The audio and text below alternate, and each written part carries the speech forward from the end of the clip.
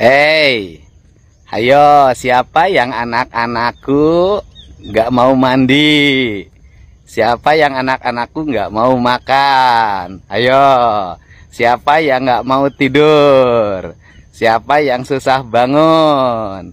Ayo, siapa yang nggak mau ke sekolah? Siapa yang jajan terus? Awas ya, kalau sampai melawan orang tuanya, nggak patuh, pengen jajan terus, susah tidur, susah bangun, susah mandi, susah makan, malas ke sekolah. Awas loh, Pak Gubernur datang nanti ke rumahnya ngejemput. Ayo, mau dijemput ke rumah atau mau nurut sama ibu dan bapaknya, sama papa dan mamahnya? Ayo, ayo sobat, ayo nanti Pak Gubernur datang loh. Kalau nggak nurut, ayo Gubernur datang nanti dibawa nih nanti, ya, awas. Selamat untuk warga Jawa Barat ya, punya gubernur yang sangat keren, melakukan pendekatan dengan rakyat dengan begitu intim ya, begitu dekat ya. Bang Deddy, Kang Deddy Mulyadi, aduh. Ya alhamdulillah ya, kita masih ada diberi contoh pemimpin-pemimpin yang baik hati, pemimpin-pemimpin yang ikhlas untuk membangun bangsa dan rakyatnya ya. Ada Bang Deddy Mulyadi, Kang Deddy Mulyadi ini terlihat sangat ikhlas dan sangat menusuk ya kata-katanya ya. Bahkan anak kecil pun bisa berubah dengan nonton videonya. Ini sungguh luar biasa ya. Bagaimana dia membuat video tadi itu, membuat anak-anak yang males, anak-anak yang berani sama orang tuanya, anak-anak yang malas mandi itu jadi takut dan kemudian kemudian mau melakukan sebuah kebaikan. Tapi itu ada yang mengkritik, KPA itu jangan menakut-nakuti anak. Allah, itu teori. Kami generasi kami dulu kecil itu ditakut-takuti juga, atau akhirnya kita tua nggak punya rasa takut juga ya. Maksudnya kita biasa kok. Dulu kita dijewer sama orang tua kita, tapi toh akhirnya kita biasa-biasa saja, kita senyum-senyum aja, tidak menimbulkan dendam, tidak menimbulkan apa. Jadi kadang-kadang teori anggapan manusia, oh kita jangan menakut-nakuti anak nanti timbul begini, itu kadang-kadang nggak sesuai realita.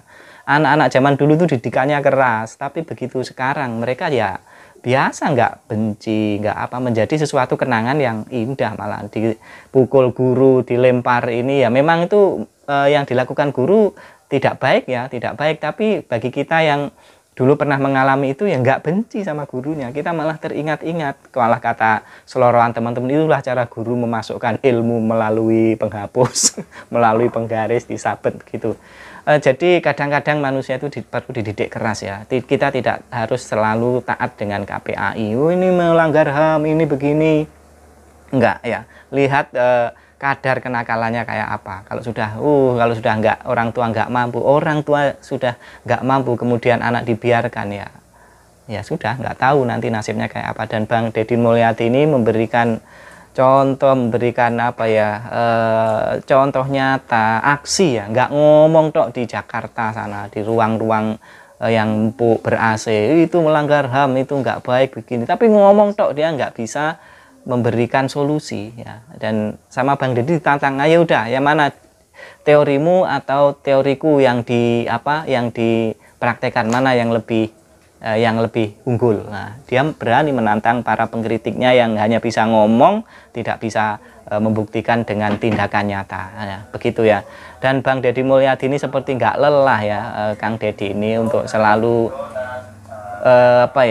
ke masyarakat ya. Karena apa? Beliau itu punya penghasilan dari YouTube. Itu ketika saya cek di daftar penghasilan, perkiraan terendah itu sekitar 400 juta sebulan, 300 juta 90-an, itu terendah loh ya. Tertingginya bisa di atas 500 juta pendapatannya, luar biasa. Jadi dia tidak memakan uang rakyat, uangnya sendiri digunakan untuk keliling-keliling, memberi uang masyarakat yang membutuhkan, memberikan uang saku, dan menggunakannya untuk program-program yang bermanfaat. Itu yang tidak dimiliki oleh pejabat lain.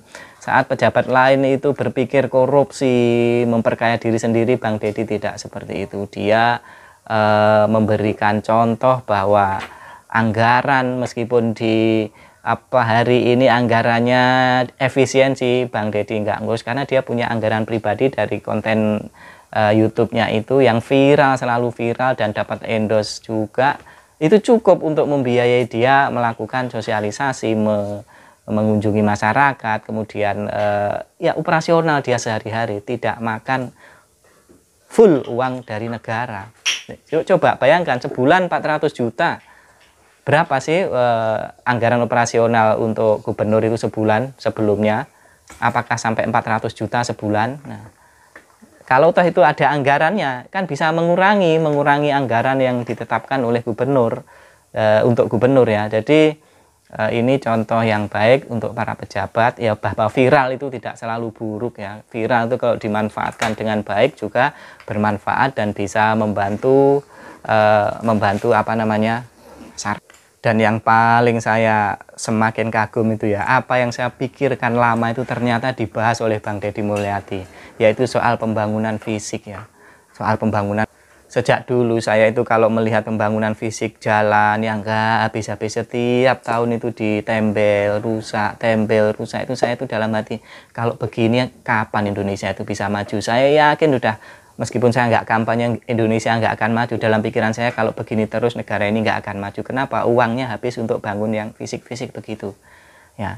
Padahal di barat, di Eropa kuno, jalan kuno ribuan tahun yang dari batu itu ada yang nggak rusak sampai sekarang. Indonesia bangun jalan aspal setahun bolong-bolong lagi di kampung-kampung yang jalan aspal-aspal itu. Nah makanya sekarang pimpinan daerah yang agak cerdas jalannya dicor yang tebel begitu ya, sehingga ini puluhan tahun nggak akan rusak. Akhirnya menghemat anggarannya bisa digunakan untuk yang lain. Itu dalam pikiran saya udah lama. Bangun selokan juga begitu. Sekelas Kota Malang itu setiap tahun kayak ada bangun selokan, got. Ini Kota Malang itu sudah berdiri hampir 105 tahun. Tapi yang diurusi hanya itu aja. Banjir, nggak bisa ngurusi banjir. Hujan banjir, di atas jembatan suatu banjir, ya Allah. Padahal negara Malang, Kota Malang itu ada di ketinggian. Nggak bisa, ya Allah. Dan itu kan kita mangkel banget begitu loh. Dan nanti bangun jalan, bangun selokan, bangun apa fisik lagi, bangun ini. Nanti tahun depan itu lagi, bangun sekolah rusak lagi. Jadi pikirannya hanya proyek fisik. Saya berpesan kepada rakyat Indonesia, kalau ada pejabat yang begini jangan dipilih ya, jangan dipilih. Rusak negara ini, betul. Karena pejabatnya hanya mikir proyek fisik, mencari keuntungan, mencari selisih, mencari fee. Bangun harusnya nilainya 100 juta, yang gelontor hanya 40 juta. Rusak sudah, rusak. Nah, kenapa saya dulu berpikir kalau begini terus Indonesia nggak akan maju, bangunannya nggak awet. Coba bangunan Belanda sampai sekarang di kota-kota Anda, bangunan tua itu ya apa? Kokoh sekali. Karena mereka sekali bangun kalau bisa selamanya. Di kota-kota di Eropa itu bangunan-bangunan tua berdiri tegak dan dirawat bagus. Sehingga dananya itu nggak hanya untuk bangun fisik saja, bangun selokan nanti rusak lagi, bangun trotoar rusak lagi. Lah ya loh, bangun trotoar kok ada pohonnya yang berakar tunggang yang gede-gede ya rusak. Coba kalau trotoar itu misalnya dibangun dekatnya itu bukan pohon yang akarnya merambat yang gede-gede itu. Coba kalau misalnya seperti lukisan kita waktu SD dulu, jalan di kanan kiri itu ditanami pohon cemara. Itu nggak merusak akarnya nggak merusak. Tapi malah ditanami, nggak tahu pikirannya itu, nggak tahu proyek. Bang Deddy Mulyadi ternyata membahas itu.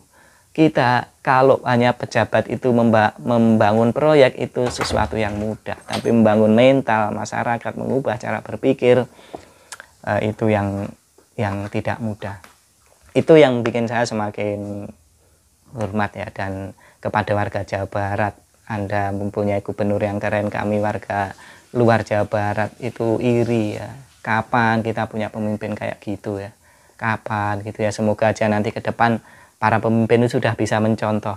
Meskipun Pak Deddy ini ya mirip-mirip Pak Jokowi sebenarnya, dulu-dulu ya keluyuran, beludusan, tapi Pak Deddy ini mungkin menambah lagi dari apa yang dilakukan Pak Jokowi. Jadi baguslah. Semoga Kang Deddy ini kalau toh nanti daftar jadi gubernur lagi, jadi lagi. Kalau toh enggak dia bisa jadi menteri, kalau perlu jadi wapres, kalau perlu jadi presiden. Saya sebagai orang Jawa tidak mempersoalkan orang manapun Anda berasal, kalau orangnya baik, orangnya sabar, ikhlas, membangun masyarakat. Misalnya itu dari Papua kita dukung, dari Sulawesi kita dukung, dari Aceh kita dukung, dari Kalimantan, dari Madura kita dukung semua. Asalkan kayak minimal kayak Kang Deddy Mulyadi itu, pasti orang Jawa itu sudah nggak harus Jawa begitu, enggak. Betul itu. Kalau ada Bang Andi Amran Sulaiman, Menteri Pertanian, ya saya juga begini.